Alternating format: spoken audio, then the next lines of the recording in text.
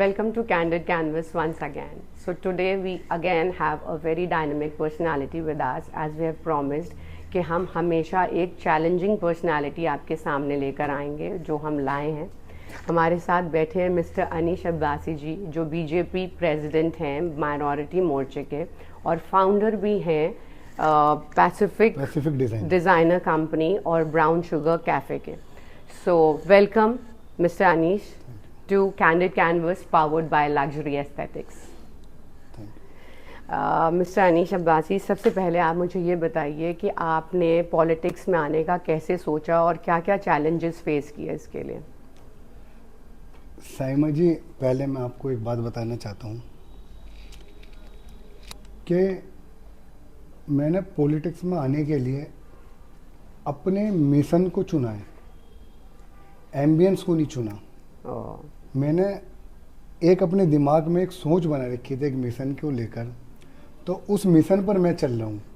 मैंने एम्बियंस से ज़्यादा महत्वपूर्ण मिशन को दिया है, इसलिए मैंने पॉलिटिक्स को चुना है अपने काम के साथ, अपने बिजनेस के साथ साथ। तो इन्होंने एम्बिशन को ध्यान नहीं रखा बल्कि इन्होंने अपने मिशन को देखा अर्जुन की तरह और उसी की तरफ ये आगे बढ़ते चले गए और इन्होंने अचीव भी करा। Because I have seen him, he was among the members only, minority मोर्चे के मेंबर ही थे, लेकिन इन्होंने बहुत जल्दी प्रेसिडेंट की पोस्ट ले ली। That is a big thing and big achievement. नहीं साइमा जी, माफ़ी चाहता हूँ, आपकी बात रोक के मैं एक बात कहना चाहता हूँ। मैं बहुत जल्दी नहीं, 2007 से भारतीय जनता पार्टी से मैं जुड़ा हूँ। अच्छा। 2007 के अंदर भारतीय जनता पार्टी युवा मोर्चा मंडल में मैं एक सदस्य के रूप में काम करना मैंने स्टार्ट किया था 2007 से। उस टाइम मैंने अपना बिजनेस भी स्टार्ट किया था। जब मैंने अपने बिजनेस को स्टार्ट किया उसके साथ साथ मैंने भाजपा में अपनी ज्वाइनिंग की थी 2007 के अंदर, मैं सदस्य बना था। अच्छा। तब से ही मैं धीरे धीरे सदस्य बना, फिर मंडल में युवा मोर्चा के अंदर मैं अध्यक्ष बना, फिर जिले में मैंने काम किया, फिर जिले से मैंने प्रदेश के अंदर काम किया। स्टेप बाय स्टेप पेशेंस के साथ। यस पार्टी ने मेरे मेहनत और मेरा पेशेंस और मेरा काम करने का तरीका और जिस तरीके से अल्पसंख्यक समाज के साथ मेरा लगाव है, उन लोगों के साथ जो मैं खड़ा रहता हूँ अल्पसंख्यक समाज के साथ, दिल्ली भर के सभी साथियों के साथ, तो पार्टी ने इसको देखते हुए मेरे को भारतीय जनता पार्टी दिल्ली प्रदेश के अध्यक्ष की जिम्मेदारी दी थी। तो बस मैं ये बताना चाहता हूँ, कोई शॉर्टकट नहीं था। सॉरी। 2007 में मैंने अपना बिजनेस स्टार्ट किया था। उस टाइम मैं पढ़ता भी था और पढ़ते पढ़ते मैंने अपने स्कूल टाइम से ही, बहुत पुरानी बात है, तब से मैंने अपना एक छोटा सा एक अपने जो पैसिफिक डिज़ाइनर मेरी कंपनी आज, उसको स्टार्ट किया था। एक बड़ी कंपनी नहीं थी, बहुत छोटे स्केल पर सिर्फ। तो वो डिज़ाइनर कंपनी किस चीज़ की है? क्लोथिंग ब्रांड है या? क्लोथिंग ब्रांड है हमारी कंपनी जो है। उस टाइम मैंने बस एक सिलाई मशीन के साथ पढ़ता था, एक स्टूडेंट था मैं, पैसे इतने होते नहीं थे। ये मैं बोलना चाहूँगी कि जो हमारे युवा हैं आजकल के यूथ जो हैं वो प्लीज़ इसको ध्यान से सुने, क्योंकि बहुत इंस्पिरेशनल स्टोरीज हम आपके लिए लेकर आते हैं ताकि आप लोग आगे बढ़ सकें और इंस्पिरेशन ले सकें कि कोई भी काम मुश्किल नहीं है and you don't require much of money and efforts. आप अगर लगन से काम करें तो आप बहुत आगे जा सकते हैं। तो मैं आपको ये बताना चाहता हूँ, उस टाइम पर मेरे पे ज़्यादा फाइनेंशियल कंडीशन भी इतनी स्ट्रॉन्ग नहीं थी हमारी फैमिली की भी। तो मेरे पे थोड़े बहुत पैसे घर से जो मिलते थे अपनी पढ़ाई के लिए मिलते थे, या थोड़े हम जोड़ के करके 12-13 हज़ार रुपये थे मेरे पे उस टाइम। मैं एक स्कूल में पढ़ता था, तो फिर मैंने को सोचा कि यार मैं कुछ काम करता हूँ। मेरे घर वाले बोलते थे नहीं, पूरी पढ़ाई करने के बाद काम स्टार्ट करना, अभी आपको क्या ज़रूरत है। तो मैंने उस टाइम पर सोचा ज़रूरत तो कुछ भी नहीं है, पर जो मैं आज से अपना स्टार्टअप लगाऊंगा, मेहनत करूंगा पढ़ाई के साथ साथ भी, क्या पता आने वाले टाइम में वो कहाँ पहुँच जाए। बिल्कुल। तो मेरे को याद है, मेरे पे 13 हज़ार रुपये थे। मेरे को एक कारीगर मिला था, उस कारीगर के साथ मैंने बात किया था कि भाई मेरे को एक कपड़े का काम करना है। तो कारीगर ने समझाया था भाई पैसा तो बहुत लगेगा, 5-10 लाख रुपए लगेंगे, पर 5-10 लाख रुपए उस टाइम बहुत होते थे, वो मेरे पे थे नहीं। मैंने सोचा ये 5 लाख होंगे नहीं तो काम मैं कर नहीं पाऊंगा, राइट। पर मैंने एक हार अपनी नहीं लाइफ में मानी। एक मिशन बना लिया था। उस मिशन को देखते हुए मैंने ये नहीं सोचा कि 5 लाख होंगे नहीं तो काम नहीं होगा, क्या नहीं। मैंने सोचा 13,000 यहाँ से तो शुरुआत कर। मैंने उस क्या बात है, वेरी वेरी। उस कारीगर के साथ मैंने एक मशीन लगाई और उसके साथ कुछ ड्रेस डिजाइन कराई मैंने। जो मेरे 13,000 रुपए तो सब उसके अंदर लग गए थे। अच्छा, मेरे पे कुछ नहीं बचा।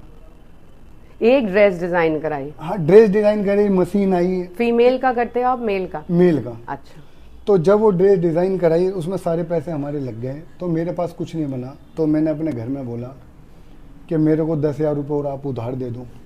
तो उन्होंने मेरे को बोला कि नहीं, अभी तेरे को जरूरत नहीं है काम की, अभी सिर्फ तू पढ़ाई पे ध्यान दे, पैसे नहीं। आप कौन सी क्लास में थे तब? जी, कौन सी क्लास में थे जब? मैं 8th क्लास में था। ओह। तो घर वालों ने कोई मेरी मदद नहीं करी। फिर मैंने 8th क्लास में एक अपने मित्र थे, उनसे मैंने 10,000 रुपये उधार लेकर फिर मैं उस डिज़ाइन को लेकर शिमला गया। अच्छा। शिमला एक मार्केट है, आपने सुना होगा, लोअर बाजार। वहाँ पर कुछ स्टोर्स थे, उनको जाकर मैंने अपने डिज़ाइंस दिखाए होंगे। उनको मेरे डिज़ाइंस अच्छे लगे तो उन्होंने मेरे को कुछ फैब्रिकेशन करने को दिया। अब मैंने उनको बोला भाई मेरे पे पैसे तो अभी है नहीं, अब मैं आगे काम कैसे करूँगा। उन्होंने बोला हम आपको जानते नहीं, हम सिर्फ इतना कर सकते हैं, आप इतने पीस आप बना कर ले आओ, हम आपको पैसे दे सकते हैं। उनका नाम विक्रांत है, मैं आज उनका थैंक्स करना चाहता हूँ। उन्होंने मेरे को काम दिया। उस काम के बाद आने के बाद जो मेरे पे जो 10,000 में से 9,000 रुपये बचे थे, उसमें से मैंने उनके पीस बनाए, फिर मैं देकर आया, फिर वापस आया और ज़्यादा ऑर्डर मिला, फिर देकर आया। इस तरीके से मैंने और पार्टीज पकड़ी। आज मेरी कंपनी के अंदर 300 वर्कर काम करते हैं आज मेरे स्टाफ। क्या बात है, वेरी नाइस। तो मैं सिर्फ ये कहना चाहूँगा आज के युवाओं से कि कभी भी कोई मंजिल मुश्किल नहीं होती। ये मत सोचना कि हम उस पर सीधा नहीं चढ़ पाएंगे तो फर्स्ट फ्लोर से जाएंगे, सेकंड पे जाएंगे, फिर थर्ड पे जाएंगे। उसी के साथ साथ मैंने 2007 में जब मैंने अपने काम स्टार्ट किया तो मैं भारतीय जनता पार्टी के साथ मैं जुड़ गया था। उस टाइम मैं पढ़ाई भी करने लगा था, अपना बिजनेस भी देखने लगा था। और तो कौन सी क्लास से आप बीजेपी से जुड़े? 8th क्लास से। ओह, वो भी साथ साथ में बस गलियों में जाना, नारे लगाना, ये सब करने लगे। फिर वहाँ के मेरे जो मंडल के लोग थे वो देखते थे यार लड़का बहुत एक्टिव है ये। बस तब से मैंने पीछे मुड़ के नहीं देखा। पार्टी के अंदर मैं निरंतर मेहनत करता चला आया और अपने काम के प्रति भी मैं मेहनत करता है, अपनी पढ़ाई के प्रति भी मेहनत करता है। तो motive of the story is कि आपको मेहनत करती रहनी चाहिए, अपने लगन से काम करना चाहिए और पीछे मुड़ के फिर आप नहीं देखते। हाँ। तो इस बिजनेस में आपने जो स्टार्ट किया एज अ डिज़ाइनर, तो इसमें आपको क्या क्या चैलेंजेस आए? देखो, बहुत आए होंगे। लाइफ में कुछ परिस्थिति ऐसी आती है, बहुत चैलेंजेस आते हैं। सबसे बड़ा चैलेंजेस तो फाइनेंशियली बहुत आता है। ट्रू। पैसों का चैलेंजेस सबसे बड़ा चैलेंज। पर उस टाइम मैंने ये सोचा कि लाइफ के अंदर 3 झटके जरूर लगते हैं लाइफ में। अच्छा। किसी अपने टारगेट को पार करने के लिए उन झटकों से झेलना पड़ता है। तो मेरी लाइफ में 3 नहीं 300 ऐसे झटके लगे, पर मैंने हमेशा सोचा है लास्ट मेरे साथ ऐसा हो रहा है, अब ठीक हो जाएगा। तो पहले 3 झटकों के बारे में बताइए, फिर हम 300 के बारे में बात करेंगे। 3 झटके कभी ऐसा हुआ है, पैसे नहीं हुए, काम करना है, काम का सेटअप बना रखा है, बीच काम रुका पड़ा है, पैसा उसके लिए चाहिए, पैसा कहीं से मिला नहीं है। हाँ। उन चीज़ों को भी मैंने पार किया, कि लोगों पे विश्वास बनाया, उनसे पैसे उधार लिए। फिर मैंने सोचा है मेरा लास्ट चैलेंज है, इसके बाद चैलेंज नहीं आया, फिर उसके बाद चैलेंज आता है। फिर मैंने सोचा कि चैलेंज फिर आएगा। अभी तक लाइफ में चैलेंज आते हैं मेरे में, पर मैं कभी भी ये नहीं सोचता चैलेंज मेरी लाइफ में आ रहा है कि मेरे को पीछे दूसरा यू टर्न मारना चाहिए। मैं यू टर्न नहीं मानता, पर मैं सोचता हूँ मेरा लास्ट है, उसके बाद फिर चैलेंज आता है। लाइफ के अंदर चैलेंज आते हैं, चैलेंज से कभी भागना नहीं चाहिए। You have to face it very bravely and confidently. Confidence होना चाहिए आपके अंदर। जहाँ आपका कॉन्फिडेंस हिला हिला, तो आप गए, आप वहां ही गए। ये ध्यान रखना हमेशा, जो आप किसी घर की नींव बनाओ, उस नींव आपके कंधे पे वो नींव है। अगर आपको दर्द हो रहा है तो उस दर्द को सहते रहो बस। वो दर्द थोड़ी देर तक होगा, उसके बाद वो दर्द होना बंद हो जाएगा, फिर उसको आदत हो जाएगी हमारे शोल्डर्स को। बेशक, बिल्कुल। जहां आपने सोचा बहुत दर्द हो रहा है, वहां आप हट गए, तो फिर समझना लाइफ से आपका सब हट गया। जो आप करते रहे और आपको सक्सेस मिलती रही। तो अब आपने जो सेकंड बिजनेस भी आपका है, जैसे ब्राउन शुगर कैफे है, सो ये कहाँ पर है, इसका ख्याल कैसे आया and how you started this? देखो, ब्राउन शुगर कैफे का ख्याल ऐसा है, जैसे मेरा साथ में अभी एक काम तो मेरा डिज़ाइनर कंपनी है, भी साथ में चली रही थी। फिर साथ में सोचा कि एक बिजनेस और ऐड कर लूँ इसके साथ। ब्राउन शुगर के साथ मैंने और भी बिजनेस ऐड किए हैं मैंने। अच्छा, very good. So he is a multipurpose man. हाँ, जैसे शादी, मल्टी टैलेंटेड, सॉरी, शादी पंडाल के भी बिजनेस हैं। तो ब्राउन शुगर का मैंने सोचा साइड में एक बिजनेस होना चाहिए कि वो भी चलता रहे लाइफ के अंदर। तो ब्राउन शुगर कैफ़े हमारा इंदिरापुरम के अंदर है। उसके मोमोज बहुत अच्छे हैं, आपने भी कभी खाए? मैं ट्राई करूंगी, जरूर करूंगी। जीके में भी हैं वो सब। तो इस चीज अच्छा, ब्राउन शुगर कैफे जो जीके में भी है, वो भी आप ही का है? यस, ब्रांच आप ही ने खोली? उनकी फ्रेंचाइजी लिए होगी। जी जी जी जी। तो हमारे ये 12 स्टोर हैं टोटल। ओके। तो उसको सोचा कि साथ में ये भी करें, क्योंकि लाइफ के अंदर साइड बिजनेस भी और होने चाहिए, बहुत जरूरी है। उसके साथ भी अब मैं दिन प्रतिदिन भी अपने बिजनेस पे भी ध्यान रखता हूँ। So my next question to you is कि how do you plan your day? जैसे कि आपके बिजनेसेस इतने हैं, then you are into politics also, so how do you manage? Time management बहुत इंपॉर्टेंट चीज़ है। अगर आप इतनी सारी चीज़ें कर रहे हैं और अगर आप उसको सही से नहीं कर रहे हैं तो आप कभी सक्सेसफुल नहीं हो सकते। देखो साइमा जी, मैं सुबह के टाइम उठता हूँ नमाज पढ़ने के लिए, फजर के टाइम। सो बहुत सुबह उठते हैं आप, very early in the morning? वो मैं कभी मिस नहीं करता, सुबह के टाइम नमाज सुबह 5 बजे। हाँ, 5 जैसे टाइम होता है, पौने 6 भी होता है, जैसे चलता रहता टाइम। तो नमाज के लिए मैं सबसे पहले उठता हूँ। तो नमाज पढ़ के स्टार्ट ही बहुत अच्छी हो जाती है। नमाज पढ़ के आने के बाद सबसे पहले मैं अल्लाह ताला को याद करके, अल्लाह के आगे सर झुकाकर फिर अपने दिन की शुरुआत करता हूँ। नमाज पढ़ के आने के बाद मैं जिम जाता हूँ। Very good. फिटनेस में भी आपका है, सो दैट्स वेरी इंपॉर्टेंट। 2014 से मैं कंटिन्यू जिम जाता हूँ।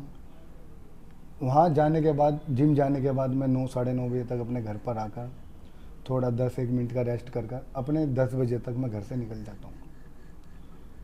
उसके बाद थोड़ी बहुत देर मैं अपनी कंपनी में कहीं भी बात कर क्या प्लान है आज का, क्या चीज़ है, ये सब बात करते करते गाड़ी में चलते चलते मैं पॉलिटिकल एक दिल्ली के अंदर जहाँ जहाँ मेरे को मीटिंग्स करनी होती हैं, पार्टीज़ के जो काम दिए होते हैं वो काम करने के लिए, प्रधानमंत्री जी की जन कल्याण नीतियाँ जो जो योजनाएं हैं उन लोगों तक, मुसलमान समाज तक कैसे जाए, उन चीज़ों को भी मैं आगे डिलीवर करता हूँ। उस पे भी हाँ, इसी चीज़ में पूरा दिन अपना 9-10 बजे तक अपना ऐसे ही बीत जाता है। 10-11 बजे तक अपने घर पर आकर फैमिली के साथ खाना वाना खाकर फिर सो जाते हैं। बस मैंने अपनी लाइफ में एक चीज़ देखा है, मैं अपना टाइम सोने में ही नहीं देता, मैं कमाने में, और जो मेरा मिशन है राजनीति के अंदर उस पर अपना टाइम देता हूँ। मैं सोने में नहीं देता, मैं सोचता हूँ सोने में अपनी लाइफ वेस्ट नहीं करनी है। तो आप जितने भी सक्सेसफुल लोग हैं आज की डेट में, वो बहुत कम, they take a very small tenure for their sleep.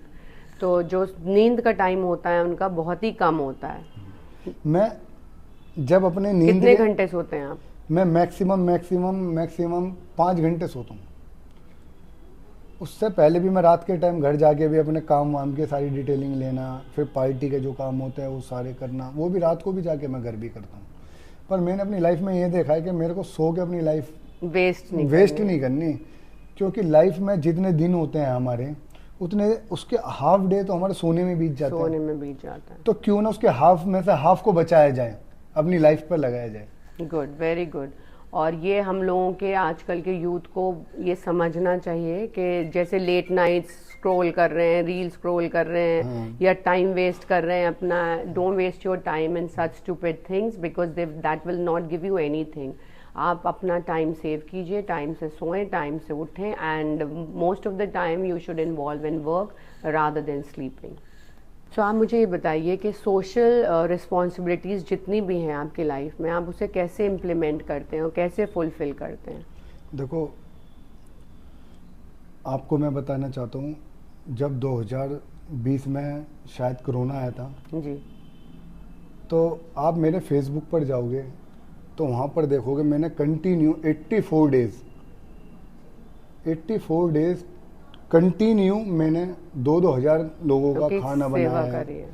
और जहाँ पर ऑक्सीजन की कमी हुई है वहाँ ऑक्सीजन भी पहुँचाया मैंने।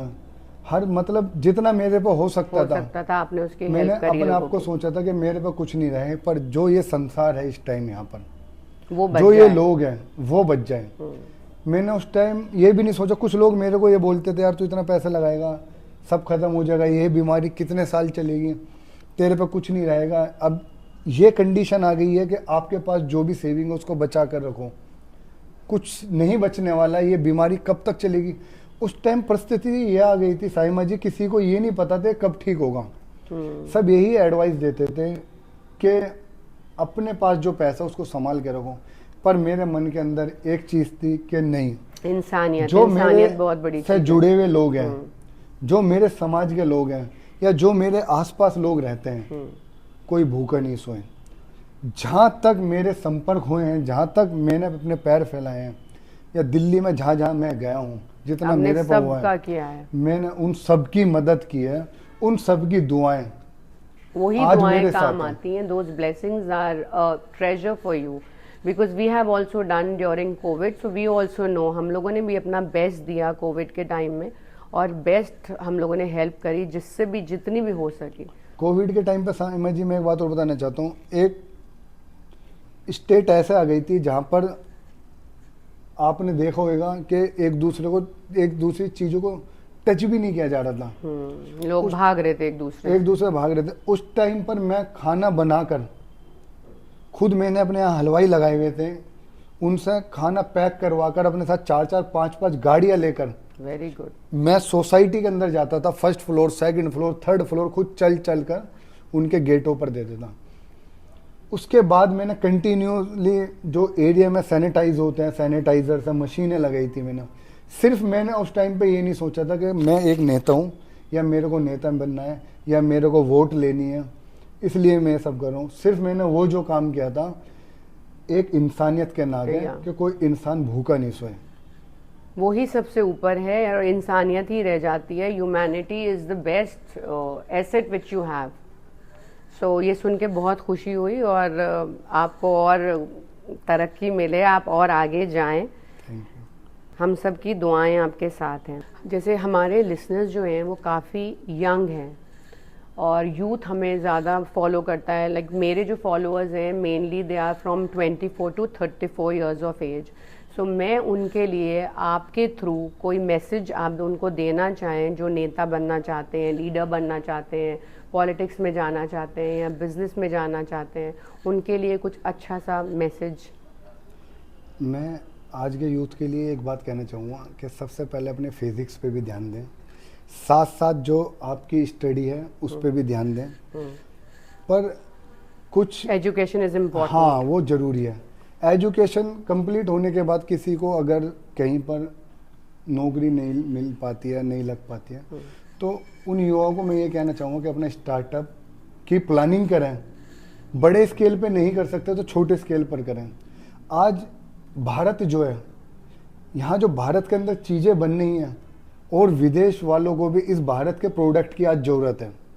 वो आज छोटा स्केल पर भी अगर वो स्टार्टअप अपना करना चाहेंगे तो बड़े स्केल पर भी अपने प्रोडक्ट को भारत से बाहर भी वो बेच सकते हैं। तो मैं आज के यूथ को या युवाओं को ये बात कहना चाहूँगा कि अपनी एजुकेशन के बाद अपनी स्टार्टअप की भी छोटे स्टेप बाय स्टेप प्लानिंग कर सकते हैं। पेशेंस के साथ काम करें और यू कैन ऑल्सो अचीव। जी जी। Anish ji, before we finish our podcast we want you to sign this for us. इसमें एक मैसेज आप हमारे लग्जरी एस्थेटिक को और हमें दे दें ताकि ये हमारी शेल्फ पे हमेशा आपकी याद में यहाँ कर दूं? जी हाँ।